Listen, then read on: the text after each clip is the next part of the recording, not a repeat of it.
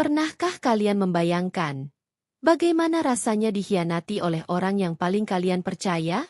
Bayangkan, ketika cinta yang kalian jaga bertahun-tahun dihancurkan hanya dalam hitungan menit, bahkan di depan ibunya sendiri.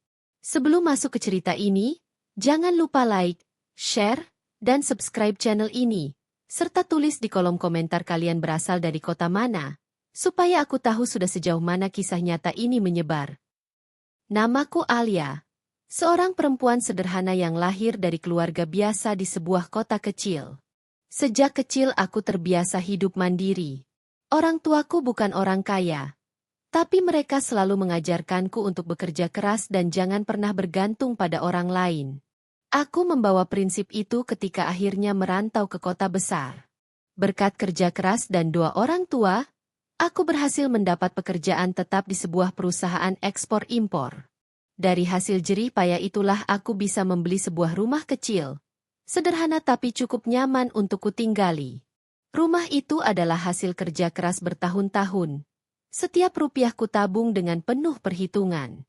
Disitulah awal kehidupanku dengan seorang pria bernama Raka. Aku mengenal Raka lewat seorang teman kantorku. Saat itu, dia terlihat sopan, ramah, dan punya pembawaan yang membuatku merasa aman. Raka bekerja sebagai marketing di sebuah perusahaan swasta. Penampilannya rapi, tutur katanya lembut, dan sikapnya penuh perhatian. Awalnya aku tak langsung jatuh cinta, tapi seiring waktu aku mulai luluh. Dia selalu menjemputku ketika pulang kerja, sering membawakan makanan kesukaanku, bahkan tak jarang menemaniku begadang saat aku harus menyelesaikan laporan. Aku merasa beruntung memiliki seseorang yang tampak begitu tulus. Setelah 6 bulan berpacaran, Raka mengajakku serius. Dia datang bersama keluarganya untuk melamarku. Aku ingat betul momen itu. Rumah kecilku terasa penuh ketika keluarganya datang. Di antara mereka ada seorang wanita parubaya yang kemudian kutahu adalah ibunya. Ibu Raka, sejak awal, sudah terlihat meniliku dengan tatapan berbeda. Bukan tatapan hangat seperti seorang ibu yang bahagia karena anaknya akan menikah, melainkan tatapan penuh perhitungan, seolah-olah sedang menilai apakah aku pantas atau tidak untuk anaknya. Aku mencoba mengabaikan perasaan itu. Bagiku, restu orang tua sangat penting, dan aku yakin dengan berjalannya waktu, beliau akan menerimaku. Hari pernikahanku sederhana, tapi penuh kebahagiaan. Aku memakai kebaya putih, sementara Raka tampak gagah dengan setelan jas hitam. Aku merasa hidupku akan sempurna. Aku mendapatkan suami yang kucintai, dan kini aku punya keluarga baru yang akan merangkulku. Namun kenyataan tak semudah yang kubayangkan. Sejak awal tinggal serumah, aku mulai menyadari sisi lain dari Raka dan ibunya. Raka, yang dulu penuh perhatian, perlahan berubah. Dia mulai sering pulang larut malam dengan alasan kerja. Kadang-kadang, alasannya terlalu dibuat-buat. Sementara ibu mertuaku, yang awalnya tinggal di rumah mereka sendiri, sering datang dan menginap di rumahku. Katanya hanya sebentar, tapi semakin lama semakin sering. Sampai akhirnya, hampir setiap minggu dia ada di rumahku. Aku berusaha sabar. Aku selalu ingat pesan almarhum ayahku. Kalau sudah menikah, anggap keluarga suami seperti keluargamu sendiri. Jadi aku melayani ibu mertuaku dengan tulus. Aku siapkan makanannya, kubersihkan kamarnya, bahkan kubelikan obat-obatan ketika beliau sakit. Tapi entah kenapa, apapun yang kulakukan selalu salah di matanya. Suatu malam, aku baru saja pulang kerja dengan tubuh lelah. Aku masuk ke dapur dan melihat ibu mertuaku sedang duduk sambil menggerutu. Alia, kamu ini perempuan kok nggak bisa masak enak? Masakanmu hambar, nggak ada rasanya. Kasihan Raka kalau makan terus begini. Aku terdiam. Padahal aku sudah belajar berbagai resep untuk membuatnya senang. Tapi tetap saja ada yang salah di matanya. Raka yang mendengar keluhan itu hanya diam. Dia tidak membelaku. Malah, dengan nada datar, dia berkata, "Iya, Alia, belajarlah lagi. Mama kan tahu yang terbaik. Hatiku perih mendengarnya. Aku merasa seolah tidak ada artinya sebagai istri. Hari-hari berikutnya, perlakuan dingin Raka semakin menjadi-jadi. Dia mulai jarang mengajakku bicara. Bahkan ketika aku mencoba menanyakan pekerjaannya, dia hanya menjawab singkat. Aku capek. Atau jangan ikut campur. Sementara ibu mertuaku semakin menunjukkan sikap seolah-olah aku hanya numpang di rumah ini. Padahal, mereka berdua tidak tahu bahwa rumah yang kami tinggali sepenuhnya atas namaku. Aku tidak pernah membicarakan itu, karena aku ingin suamiku merasa dihargai sebagai kepala rumah tangga. Tapi ternyata, kebaikanku itu justru menjadi bumerang. Ada satu kejadian yang membuatku sadar bahwa aku sudah tidak dianggap lagi. Suatu sore, aku mendengar percakapan antara Raka dan ibunya di ruang tamu. Aku berdiri di balik pintu, tubuhku bergetar mendengar ucapan mereka. Ibu mertuaku berkata, "Rak, sebenarnya Mama nggak pernah suka sama Alia. Dia itu terlalu mandiri, terlalu banyak atur. Kamu laki-laki. Masa ia hidup dari hasil kerja perempuan? Malu Mama." Raka menjawab, "Iya, Ma. Aku juga udah nggak betah. Makanya aku sering pulang malam. Aku bingung gimana caranya lepas dari dia." Dunia seakan runtuh saat itu. Hatiku hancur. Air mataku menetes tanpa bisa kutahan. Aku yang selama ini berkorban, ternyata dianggap rendah. Aku masuk ke kamar dan menangis semalaman. Tapi keesokan harinya, aku tetap bangun, tetap memasak, tetap tersenyum pura-pura. Aku mencoba bertahan, berharap suatu hari mereka akan sadar. Namun rupanya, badai yang lebih besar sedang menunggu di depan. Beberapa minggu kemudian, ada acara keluarga besar dari pihak Raka. Aku diminta untuk ikut. Aku menuruti, meski dalam hati aku tidak ingin bertemu banyak orang ketika rumah tanggaku sendiri sedang retak. Aku mengemudi mobilku sendiri, karena Raka tidak pernah punya kendaraan pribadi. Dia duduk di belakang bersama ibunya, sementara aku fokus ke jalan. Di dalam mobil itu, tanpa kuduga, sesuatu yang paling menyakitkan dalam hidupku terjadi. Ya Allah, aku bergumam dalam hati. Jika ini ujian, berikan aku kekuatan untuk menjalaninya. Dan pada saat itulah, kata-kata yang akan mengubah hidupku selamanya keluar dari mulut suamiku. Hari itu adalah hari yang tidak akan pernah kulupakan seumur hidupku. Pagi itu, aku sudah merasa ada yang aneh. Raka pulang larut malam sebelumnya, bahkan tidak sempat menyapaku. Ia hanya masuk kamar, meletakkan ponselnya di meja, lalu tidur membelakangi. Sementara aku duduk di tepi ranjang, menatap punggungnya, mencoba menahan air mata yang nyaris jatuh. Aku tahu ada sesuatu yang disembunyikannya. Hatiku resah, tapi aku tetap berusaha berperilaku normal. Siang harinya, ibu mertua menghubungiku. Katanya, sore nanti kami harus menghadiri acara keluarga besar. Aku tentu menuruti, meski hatiku sedang kacau. Bagiku, menjaga hubungan keluarga tetap penting. Sekitar pukul 5 sore, kami berangkat. Aku yang menyetir mobilku, sementara Raka dan ibunya duduk di kursi belakang.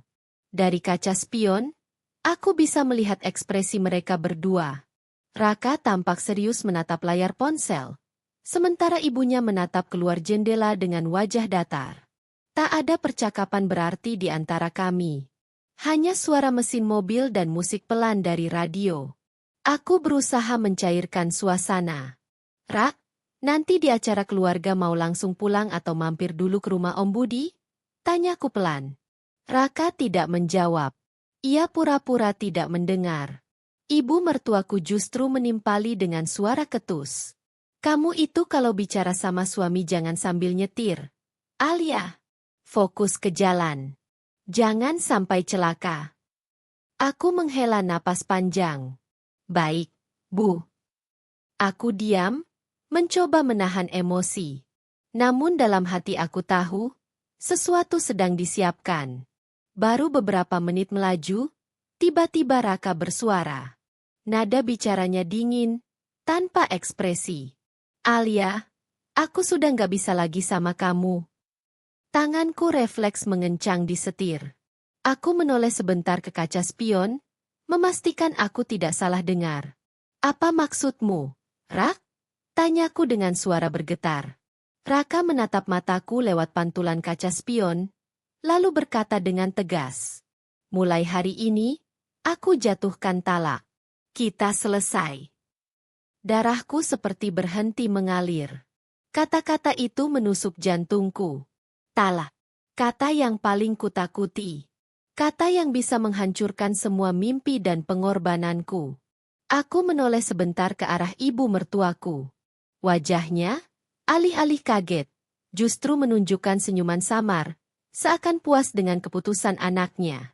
Aku tidak percaya. Air mataku mulai menetes tanpa bisa kutahan.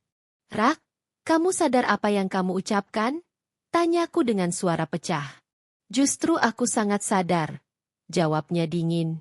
Aku sudah lama nggak bahagia sama kamu. Mama juga sudah bilang, kita nggak cocok. Jadi lebih baik kita sudahi. Ibu mertuaku menambahkan dengan nada penuh sindiran. Bagus, Nak. Dari dulu Mama sudah bilang. Dia bukan istri yang baik. Lihat saja. Masak nggak enak, sikapnya keras kepala, terlalu mandiri. Kamu laki-laki. Masa ia hidup terus ditopang sama istri? Malu Mama punya menantu kayak dia. Aku benar-benar tidak mampu lagi menahan air mata. Aku merasa seluruh tubuhku gemetar. Dengan tangan yang bergetar, aku tetap berusaha mengendalikan mobil. Jalanan terasa panjang, lampu-lampu jalan terlihat kabur di mataku yang basah. Aku berteriak lirih. Selama ini, aku yang menafkahi rumah ini. Aku yang membayar cicilan rumah. Aku yang menyiapkan makan setiap hari. Aku yang sabar mendengar semua hinaan.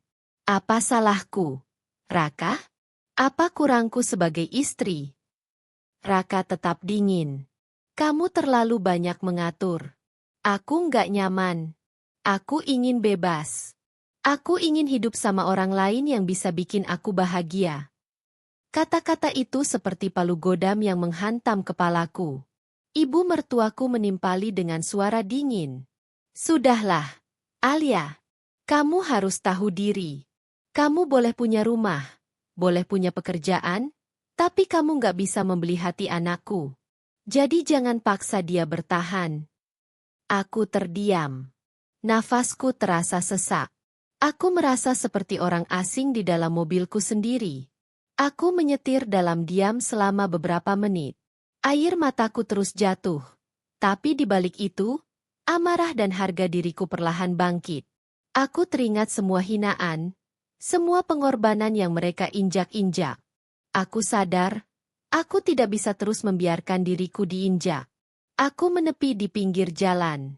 Mobil berhenti mendadak, membuat mereka sedikit terkejut. Alia, kamu kenapa? Tanya Raka dengan nada kesal. Aku menoleh. Wajahku penuh air mata, tapi suaraku tegas. Kalau itu keputusanmu, baiklah. Tapi mulai sekarang juga, kalian turun dari mobilku. Kalian bukan lagi bagian dari hidupku. Jadi silakan jalan kaki atau cari tumpangan lain. Mereka terperanjat. Raka menatapku tidak percaya.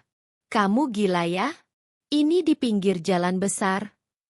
Aku balas menatapnya dengan tatapan tajam. Lebih gila lagi kamu, Raka. Menjatuhkan talak di mobilku, di depan ibumu, tanpa rasa hormat sedikit pun. Kalian pikir aku akan terus membiarkan diriku diinjak-injak? Tidak. Mulai sekarang, hidup kalian bukan urusanku lagi. Aku membuka kunci pintu mobil. Turun. Sekarang juga. Ibu mertuaku berteriak. Alia, kamu nggak sopan. Masa kamu tega menurunkan suami dan ibu mertua di jalan? Aku menatapnya tajam. Sopan? Sejak kapan kalian sopan padaku? Sejak kapan kalian menghargai aku? Dari awal pernikahan, aku sudah berusaha melayani kalian, menghormati kalian. Tapi apa balasannya? Hinaan, cemoohan, dan sekarang, perceraian di jalanan. Kalian pikir aku akan menangis dan memohon? Tidak. Aku sudah selesai. Raka terlihat kebingungan. Tapi akhirnya ia keluar dengan wajah marah. Ibu mertuaku pun ikut turun dengan wajah muram. Aku menutup pintu mobil dengan keras, lalu melaju meninggalkan mereka berdiri di pinggir jalan. Di kaca spion, aku masih sempat melihat mereka berdua berdiri, memandang mobilku yang semakin menjauh. Di sepanjang perjalanan pulang, aku menangis sejadi-jadinya. Tapi di sela-sela tangisan itu, aku merasakan sebuah kelegaan yang tak pernah kurasakan sebelumnya. Aku sadar, aku tidak kehilangan apa-apa. Justru aku yang membebaskan diriku dari racun yang selama ini menggerogoti hidupku. Rumah itu masih milikku. Pekerjaan masih kujalani. Masa depan masih ada di tanganku. Sementara mereka akan merasakan bagaimana rasanya hidup tanpa aku. Malam itu, untuk pertama kalinya setelah sekian lama, aku tidur dengan hati tenang meski dengan mata bengkak karena menangis. Aku tahu, perjalanan hidupku baru saja berubah. Malam itu, setelah aku benar-benar meninggalkan mereka di pinggir jalan, ada perasaan campur aduk dalam diriku. Di satu sisi, aku merasa hancur karena pernikahanku runtuh dalam sekejap. Tapi di sisi lain, ada bara kekuatan yang menyala di dadaku. Untuk pertama kalinya aku berani melawan, berani menegakkan harga diriku. Namun cerita tidak berhenti di situ.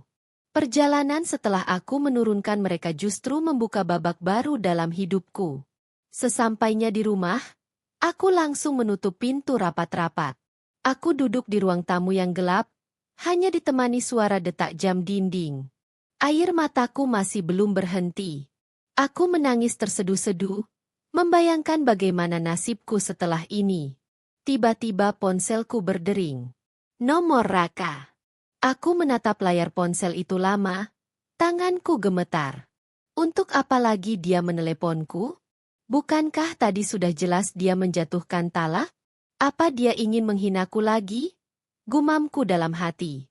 Akhirnya aku menekan tombol merah. Aku tidak ingin mendengar suaranya lagi. Beberapa menit kemudian, notifikasi pesan masuk. Kamu keterlaluan, Alia.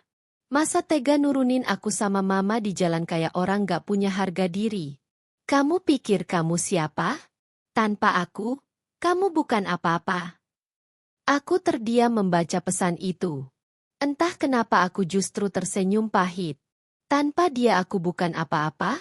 Justru tanpa aku, mereka bukan siapa-siapa. Bisikku pada diri sendiri. Keesokan paginya, aku bangun dengan kepala berat. Mataku bengkak karena terlalu lama menangis. Tapi aku tahu, hidup harus terus berjalan. Aku masuk kerja seperti biasa, meski perasaanku masih kacau. Teman-teman kantorku sempat heran melihat wajahku yang muram. Alia, kamu kenapa? Sakit? Tanya salah seorang rekan kerjaku. Aku hanya tersenyum tipis. Enggak, cuma kurang tidur. Aku tidak ingin orang lain tahu tentang kehancuran rumah tanggaku. Bagiku, aib keluarga sebaiknya cukup aku tanggung sendiri. Di sela-sela pekerjaanku, aku kembali mendapat pesan dari Raka. Alia, besok aku ambil barang-barangku di rumah. Kamu jangan halangi. Hatiku bergetar membaca pesan itu. Jadi benar-benar sudah selesai. Tak ada ruang untuk memperbaiki. Tapi aku menarik napas panjang. Kalau itu maumu, silakan. Aku tidak akan menahanmu. Keesokan harinya, Raka benar-benar datang. Ia datang bersama ibunya. Wajah mereka tidak menunjukkan penyesalan, malah penuh amarah dan kesombongan. Alia, aku mau ambil barang-barangku. Jangan coba-coba halangi, katanya dengan nada ketus. Aku berdiri tegak di pintu. Silakan. Ambil semua yang kamu butuhkan. Tapi ingat, rumah ini bukan milikmu. Jadi jangan sekali-kali merasa berhak. Ibu mertuaku menyeringai. Kamu sombong sekali, Alia. Baru punya rumah kecil saja sudah merasa hebat. Jangan pikir kamu bisa hidup bahagia tanpa anak saya. Aku tersenyum tipis. Bu, selama ini saya yang bekerja keras. Saya yang membiayai rumah ini. Kalau bukan karena saya, kalian bahkan tidak akan pernah merasakan hidup nyaman di sini. Jadi mulai sekarang, berhentilah merasa paling berjasa. Raka menatapku dengan tatapan penuh kebencian. Kamu perempuan egois. Kamu pikir bisa hidup sendiri? Ingat, kamu sudah aku talak. Jadi jangan ganggu hidupku lagi. Aku menatap matanya dalam-dalam. Aku tidak akan pernah mengganggumu lagi, Raka. Justru kamu yang akan merasakan hidup tanpa aku. Kamu akan tahu siapa sebenarnya yang selama ini menopang hidupmu. Mereka pun mengambil barang-barang, lalu pergi dengan wajah penuh amarah. Aku berdiri di depan pintu, menatap punggung mereka yang menjauh. Ada rasa sakit, tapi juga ada kepuasan. Beberapa hari kemudian, kabar perpisahanku dengan Raka menyebar ke tetangga sekitar. Beberapa ibu-ibu mulai berbisik-bisik ketika aku lewat. Aduh, kasihan ya si Alia. Baru menikah sebentar sudah cerai. Tapi katanya dia yang menafkahi suaminya. Pantas saja laki-lakinya nggak betah. Ya mungkin memang nggak jodoh. Tapi kok tega banget ya suaminya. Talak di mobil katanya. Aku hanya menunduk setiap kali mendengar bisikan itu. Rasanya seperti ditusuk ribuan jarum. Tapi aku sadar, aku tidak bisa membungkam mulut semua orang. Yang bisa kulakukan hanyalah membuktikan bahwa aku bisa bangkit. Suatu sore, ketika aku baru pulang kerja dan mampir ke pasar, aku tak sengaja bertemu dengan salah satu saudara jauh Raka. Namanya Dina. Alia, aku dengar kabar, kamu sudah pisah sama Raka? Ya Allah, aku kaget sekali, katanya sambil menggenggam tanganku. Aku tersenyum pahit. Iya, Din. Sudah jalannya begitu. Dina menghela napas panjang. Jujur, aku nggak kaget. Dari dulu aku tahu sifat Raka. Dia manja, nggak mandiri, dan terlalu nurut sama ibunya. Kamu itu terlalu baik buat dia. Aku terdiam. Rasanya campur aduk mendengar kalimat itu. Selama ini aku selalu menyalahkan diriku, merasa gagal sebagai istri. Tapi ternyata, orang lain melihat dari sisi berbeda. Terima kasih, Din. Kata-katamu membuat aku merasa sedikit lebih kuat. Kataku lirih. Hari-hari berikutnya, aku mulai fokus pada pekerjaanku. Aku ikut pelatihan, mengambil proyek tambahan, dan berusaha membangun kepercayaan diri yang sempat hancur. Setiap kali rasa sedih datang, aku mengingat malam itu, saat aku menurunkan mereka di jalan. Itu menjadi titik balik yang membuatku sadar bahwa aku tidak boleh lemah lagi. Aku mulai merapikan rumah, membuang barang-barang milik Raka yang masih tersisa. Setiap benda yang kubuang terasa seperti beban yang terangkat dari pundakku. Aku harus hidup baru. Tanpa mereka, bisikku setiap kali memasukkan barang ke kardus. Meski aku berusaha tegar, terkadang bayangan malam itu masih menghantuiku. Aku sering teringat wajah Raka saat marah, suara ibunya saat menghina. Suatu malam, aku bermimpi buruk. Dalam mimpi itu, aku kembali berada di dalam mobil, mendengar kata-kata talak berkali-kali. Aku terbangun dengan keringat dingin, tubuhku gemetar.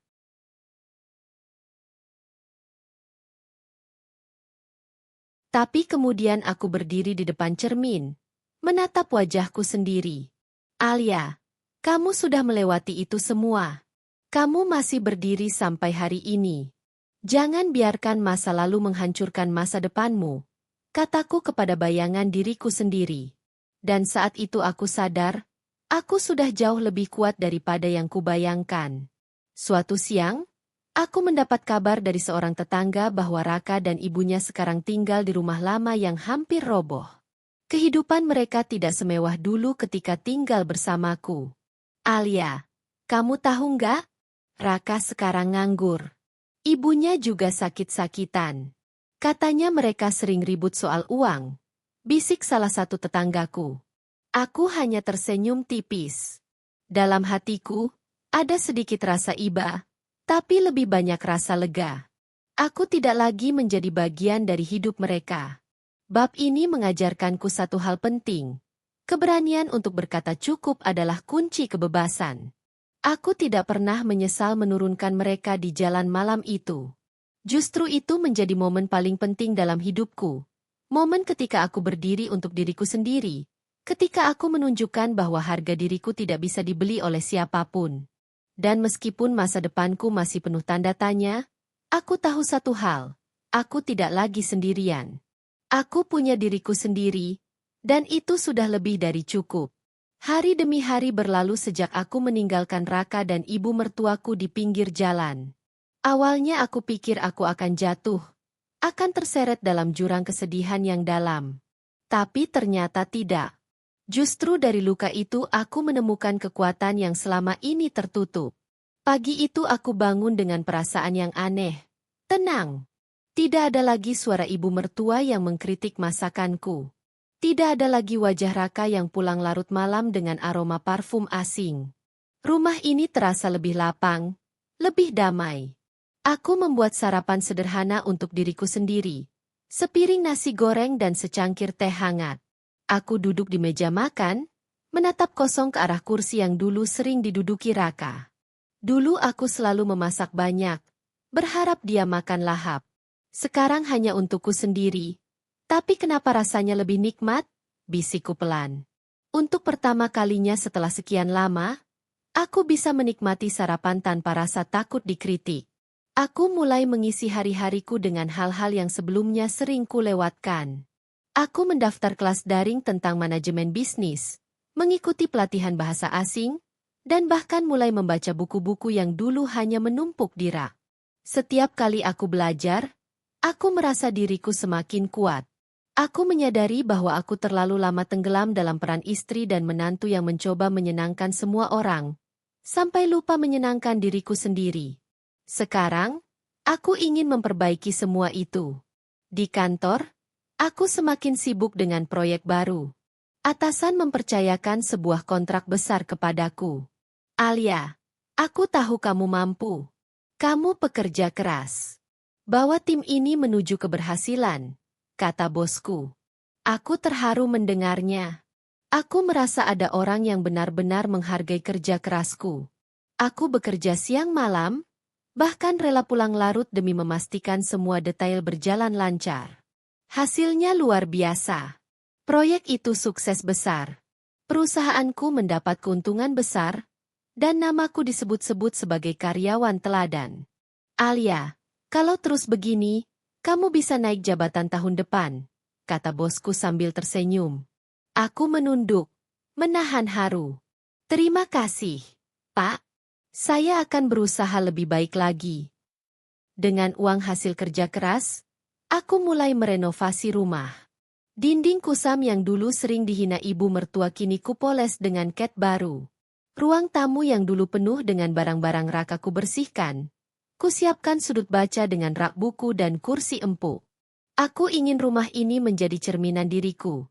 Tenang, hangat, dan penuh semangat. Setiap kali aku memandangi rumah ini, aku berkata pada diriku sendiri, rumah ini bukan tempat luka lagi. Rumah ini adalah simbol kebangkitanku. Meski aku sudah melangkah maju, tetap saja masa lalu sesekali datang mengetuk. Ada malam-malam ketika aku teringat wajah Raka, suara ibunya yang nyaring, dan kata-kata talak yang melukai hatiku. Kadang aku menangis diam-diam di atas ranjang. Tapi air mata itu berbeda. Bukan lagi air mata kelemahan, melainkan air mata pelepasan. Aku membiarkan luka itu ada, tapi tidak lagi membiarkannya mengendalikan hidupku. Suatu hari, aku mendapat telepon dari Dina, sepupu jauh Raka yang dulu menemuiku di pasar. Alia, aku salut sama kamu. Kamu kuat banget. Banyak perempuan di posisimu mungkin sudah hancur. Tapi kamu bisa berdiri. Aku tersenyum mendengar kata-katanya. Aku tidak kuat. Din, aku hanya tidak punya pilihan selain bertahan. Kalau aku jatuh, siapa yang akan menolongku? Dina terdiam sejenak. Tapi justru itu yang hebat. Kamu bisa mengandalkan dirimu sendiri. Jangan pernah biarkan mereka menghancurkanmu lagi. Kata-kata itu menjadi pengingat bagiku. Beberapa minggu kemudian, aku tanpa sengaja bertemu dengan Raka. Saat itu aku baru keluar dari kantor setelah rapat penting. Di depan gedung, aku melihatnya berdiri dengan wajah kusut. Ia tampak jauh berbeda dari pria yang dulu ku kenal. Pakaiannya lusuh, wajahnya lelah, dan matanya sayu. Aku tertegun sejenak. Jantungku berdebar. Raka pun menoleh, dan tatapan kami bertemu. Sesaat, waktu seakan berhenti. Alia, suaranya lirih. Aku hanya menatapnya. Tidak ada kata yang keluar dari mulutku. Ada banyak hal yang ingin kukatakan, tapi aku memilih diam. Bisa kita bicara sebentar? Tanyanya. Aku menarik napas panjang. Maaf, Ra. Aku sibuk. Hidupku sudah penuh. Aku tidak punya ruang lagi untuk masa lalu. Aku pun berjalan pergi, meninggalkannya terpaku. Malam itu, aku merenung lama di kamar. Pertemuan singkat dengan Raka membuatku sadar satu hal. Aku benar-benar sudah selesai. Tidak ada lagi cinta, tidak ada lagi kerinduan. Yang tersisa hanyalah rasa lega karena aku bisa melanjutkan hidup tanpa bayang-bayangnya. Aku menulis di buku catatanku. Hari ini aku bertemu masa laluku. Tapi aku tidak goyah. Aku berdiri tegak. Aku sudah bebas. Beberapa bulan setelahnya, aku resmi dipromosikan menjadi manajer di kantorku. Gajiku naik. Tanggung jawabku bertambah. Tapi hatiku justru semakin bahagia. Aku merasa semua kerja kerasku tidak sia-sia. Aku juga mulai menabung untuk membuka usaha kecil-kecilan. Mimpiku adalah punya toko buku dan kafe kecil, tempat orang bisa membaca dan bersantai. Itu mimpiku sejak lama, yang dulu selalu ditertawakan Raka. Mana mungkin kamu bisa? Perempuan itu nggak usah mimpi terlalu tinggi. Begitu kata-katanya dulu. Tapi sekarang aku yakin, aku bisa. Hari-hariku kini jauh berbeda. Aku tidak lagi bangun dengan rasa takut. Aku tidak lagi hidup dalam bayang-bayang hinaan. Aku bebas. Setiap kali aku duduk di sudut baca rumahku, dengan secangkir teh di tangan, aku tersenyum. Terima kasih, Tuhan, sudah memberiku kekuatan. Terima kasih sudah membebaskanku dari orang-orang yang salah. Aku tahu, perjalanan hidupku masih panjang. Akan ada rintangan lain. Tapi kali ini aku tidak takut. Karena aku sudah membuktikan bahwa aku bisa berdiri sendiri. Bab ini bukan tentang dendam, tapi tentang kebangkitan. Aku tidak lagi melihat diriku sebagai korban, tapi sebagai penyintas. Kehidupanku memang sempat hancur. Tapi dari kehancuran itu aku membangun sesuatu yang lebih kokoh. Dan aku percaya, suatu hari nanti, aku akan menemukan kebahagiaan yang jauh lebih indah daripada yang pernah kualami. Untuk sekarang, aku cukup bahagia dengan diriku sendiri. Setahun sudah berlalu sejak hari aku menurunkan Raka dan ibu mertuaku di pinggir jalan. Waktu berjalan cepat, tapi kehidupan kami masing-masing berjalan ke arah yang sangat berbeda. Aku melangkah maju dengan percaya diri, karierku melejit, usahaku mulai tumbuh, dan rumahku penuh kehangatan. Tapi kabar tentang Raka dan ibunya sampai juga ke telingaku. Dari cerita orang-orang, aku tahu mereka hidup semakin sulit. Rumah keluarga mereka terjual karena terlilit hutang, usaha kecil-kecilan yang dijalankan Raka gagal total, dan ibu mertuaku jatuh sakit karena stres dan usia. Aku mendengarkan semua kabar itu dengan hati campur aduk. Ada sedikit rasa iba, tapi lebih besar lagi rasa lega. Aku tahu, itu bukan balas dendamku, melainkan balasan hidup atas kesombongan dan keserakahan mereka. Suatu sore, aku pulang dari kantor. Di depan rumah, aku melihat sosok yang familiar. Seorang pria duduk di bangku beton dekat pagar rumahku, Pakaiannya lusuh, wajahnya pucat, matanya cekung. Itu Raka. Aku terdiam. Sejenak, ingatan masa lalu menyerbu. Tapi aku cepat-cepat menguatkan diri. Rak?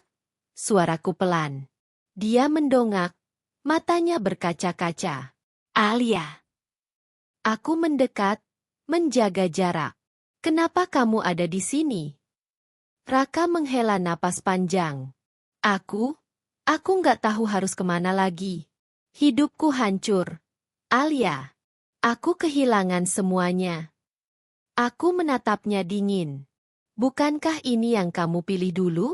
Kamu jatuhkan talak dengan bangga, didukung ibumu. Sekarang kenapa kamu datang padaku? Raka menunduk. Suaranya bergetar. Aku salah, Alia. Aku buta. Aku dengar kata-kata ibu. Aku biarkan egoku menguasai. Dan sekarang aku menyesal. Sangat menyesal. Beberapa hari kemudian, kabar datang bahwa ibu mertuaku sakit keras. Aku diminta datang ke rumah sakit karena beliau ingin bertemu denganku. Awalnya aku ragu. Tapi hatiku berkata, mungkin ini kesempatan terakhir. Aku datang ke rumah sakit itu. Di sana, kulihat sosok wanita tua yang dulu selalu menghinaku, kini terbaring lemah di ranjang. Rambutnya memutih, tubuhnya kurus, wajahnya pucat. Matanya berkaca-kaca saat melihatku. Alia. Suaranya lirih. Aku berdiri di samping ranjang. Dia menatapnya. Aku salah padamu, nak, katanya terbata. Aku terlalu sombong. Aku kira aku tahu segalanya. Aku kira anakku akan lebih bahagia tanpamu. Tapi kenyataannya, hidup kami justru hancur. Air matanya jatuh. Maafkan aku, Alia. Maafkan aku sudah menyakitimu. Aku menghela napas panjang. Bu, luka yang ibu berikan terlalu dalam. Tapi aku tidak dendam. Aku sudah melepaskan semua itu. Semoga ibu menemukan ketenangan. Ibu mertua menangis terseduh-seduh, dan aku hanya bisa menatapnya dengan perasaan campur aduk. Beberapa kali Raka mencoba menemuiku lagi. Ia selalu berkata, Alia, beri aku kesempatan kedua. Aku ingin memperbaiki semuanya. Tapi aku selalu menjawab dengan tegas. Tidak, Rak. Kesempatanku sudah kau buang dulu. Aku tidak bisa kembali ke masa lalu. Raka menangis di hadapanku. Aku nggak bisa hidup tanpamu. Alia, aku butuh kamu. Aku menatapnya tajam. Bukan aku yang kamu butuhkan. Kamu hanya menyesal kehilangan kenyamanan yang dulu aku berikan. Cinta yang tulus, rumah yang hangat, hidup yang teratur. Itu semua hilang karena ulahmu sendiri. Dia terdiam, menutup wajahnya dengan kedua tangan. Sementara itu, hidupku semakin kokoh. Aku membuka kafe buku yang sudah lama kuimpikan. Tempat itu sederhana tapi penuh makna. Rak-rak penuh buku, aroma kopi yang harum, dan sudut-sudut nyaman untuk membaca. Kafe itu ramai dikunjungi orang, terutama anak-anak muda. Aku merasa bahagia setiap kali melihat mereka duduk membaca dengan senyum. Ini mimpiku dulu, bisikku. Dan akhirnya terwujud. Aku sadar, kebahagiaan sejati tidak datang dari orang lain, tapi dari keberanian kita untuk memperjuangkan diri sendiri. Hari demi hari, aku semakin mendengar kabar buruk tentang Raka dan ibunya. Hutang menumpuk, usaha gagal, kesehatan memburuk. Banyak orang berkata, itu karma. Mereka dulu terlalu merendahkanmu, sekarang hidup mereka sendiri yang merendahkan. Aku tidak pernah mengumbar cerita itu. Aku hanya tersenyum setiap kali mendengarnya. Aku percaya, Tuhan sudah mengatur segalanya. Aku tidak perlu membalas dendam, karena kehidupan sendiri yang akan menunjukkan kebenaran. Beberapa bulan kemudian, aku mendapat kabar ibu mertuaku meninggal dunia. Aku datang ke pemakaman, bukan karena masih menyimpan dendam, tapi sebagai bentuk penghormatan terakhir. Di sana, aku melihat Raka berdiri sendirian, menangis pilu. Pundaknya bergetar hebat. Aku berdiri agak jauh, tidak mendekat. Tapi saat matanya menangkapku, ia berlari menghampiri. Alia, terima kasih sudah datang, katanya dengan suara serak. Aku hanya mengangguk. Semoga beliau tenang. Raka menatapku dengan mata penuh air. Alia, aku benar-benar sudah kehilangan segalanya. Ibu, rumah, usaha, dan yang paling penting, aku kehilanganmu. Dan itu penyesalan terbesarku. Aku menatapnya lekat-lekat. Aku sudah maafkan kamu, Rak. Tapi maafkan bukan berarti aku kembali. Kita punya jalan masing-masing sekarang. Dia terdiam, air matanya jatuh. Malam itu, setelah pulang dari pemakaman, aku duduk di sudut kafe buku milikku. Aku membuka sebuah buku catatan lama, yang dulu sering kupakai menulis perasaan. Di halaman terakhir, aku menulis. Hari ini, semua sudah selesai. Masa laluku terkubur bersama mereka. Aku tidak lagi membawa luka, hanya pelajaran. Hidupku adalah milikku. Dan aku memilih bahagia. Aku menutup buku itu, menaruhnya di rak paling atas. Sebuah simbol bahwa aku sudah benar-benar menutup bab lama dalam hidupku. Perjalanan ini mengajarkanku banyak hal. Bahwa terkadang, kehilangan bukanlah akhir, melainkan awal dari kehidupan yang lebih baik. Bahwa kebahagiaan sejati tidak datang dari suami, mertua, atau keluarga lain, melainkan dari diriku sendiri. Dan yang terpenting, aku belajar bahwa karma itu nyata. Apa yang kita tanam, itulah yang kita tuai. Raka dan ibunya menanam kesombongan dan kebencian. Mereka menuai penyesalan. Aku menanam kesabaran dan kerja keras. Aku menuai kebahagiaan. Sekarang, aku berdiri tegak, bukan lagi sebagai istri yang terbuang, bukan lagi sebagai menantu yang dihina, tapi sebagai diriku sendiri. Alia, wanita yang berhasil bangkit dari luka dan menjadikannya kekuatan.